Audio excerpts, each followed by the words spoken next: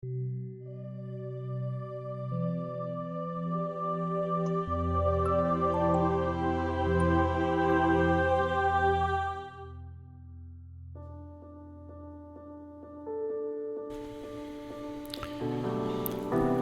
vamos tentar descomplicar um pouco o livro de Jó, que faz parte de um conjunto de livros conhecidos como os livros de sapiência, ou os livros de sabedoria, ou talvez você até poderia chamá-los os livros filosóficos do Velho Testamento, que inclui Jó, Provérbios, Eclesiastes, escrito por Salomão, como também Provérbios, Eclesiastes 2, escrito por Salomão, e também Cântico dos Cânticos, também um livro possivelmente escrito por Salomão, embora não necessariamente, mas isso é assunto para outra hora. Jó existiu, sua história é registrada em outras partes da Bíblia, aliás, a pessoa dele tem referências em outras partes da Bíblia, ele é citado como uma figura histórica que realmente viveu e que realmente passou por este mal profundo que aconteceu com ele.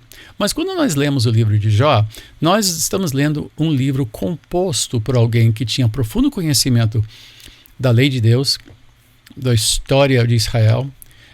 Nós não sabemos quem é o autor, mas era alguém que escrevia bem e ele formou um livro, ele escreveu um livro não só como uma narrativa, mas como um ensaio filosófico, uma espécie de exercício de tentar lidar com o sofrimento humano. Por que pessoas boas sofrem? É a grande pergunta. Jó, em um só dia, perde seus filhos, perde seus bens, perde tudo.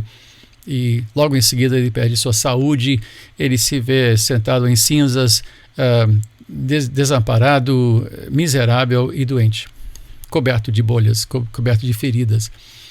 E tudo isso colocado no contexto de uma disputa entre Deus e o diabo. Se de fato houve essa disputa, é algo a se discutir. Mas o livro é escrito para lidar com uma pergunta: por que pessoas boas sofrem? Será que a lei de retribuição não funciona? Porque a lei de retribuição era um sentimento de que se nós fizéssemos tudo que é direito, então nada de mal nos aconteceria. Isso está implícito na própria aliança de Deus, que Deus fez com o povo de Israel em Sinai. Mas, assim, siga minhas leis, faça minha vontade, ofereça os sacrifícios, busque sua perdão quando você peca, viva corretamente, me tenha como seu único Deus e tudo irá bem. Então, Jó é um livro que lida com uma realidade. Até pessoas piedosas sofrem e podem sofrer muito. Baseado nessa crença de que tudo que nós sofremos é resultado direto de algo ruim que fizemos, nós temos os três amigos, né? Amigo de Jó é que nem chamar alguém de fariseu, né? Não é amigo, é muito amigo, né? Para usar a frase de Jô Soares, né? Ele faz, Bildade e Zofar chegam e cada um de uma maneira muito elaborada tecem comentários dizendo: Jó, se você se arrepender, certamente Deus vai perdoá-lo, você tem que ter feito algo de errado. E Jó, que viveu uma vida piedosa, e o próprio livro começa mostrando o quanto cuidado ele teve em andar reto perante Deus. Jó diz: eu não fiz nada de errado, eu não mereço isso que está acontecendo. Então, Jó expressando a sua profunda miséria, e não há nada de errado em expressar a sua tristeza. Davi fez isso nos Salmos.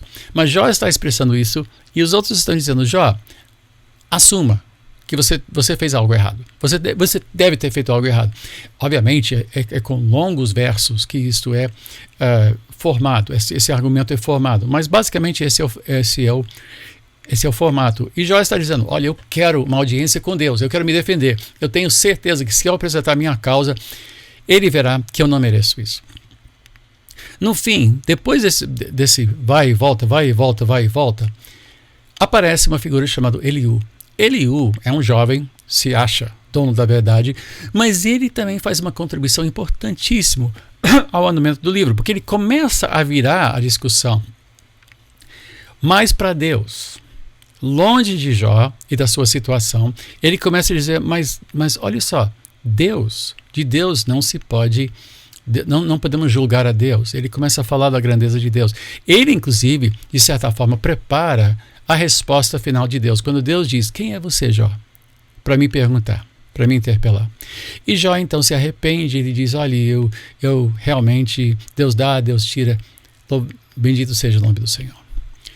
Jó é um livro que tem que ser lido e relido e relido. Para quem está passando por um momento de sofrimento, é um bom livro. É um bom livro para se ler.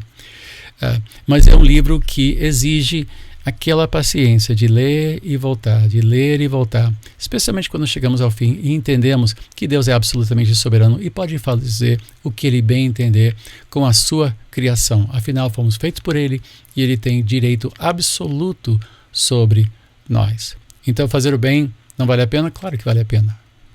Mas isso é a discussão para outra hora. Então, leia Jó. Siga a Bíblia. Leia a Bíblia diariamente. Siga um plano de leitura bíblica. Eu estou no Instagram, @BispoWalter. Respondo perguntas 1 ou 2 vezes por semana.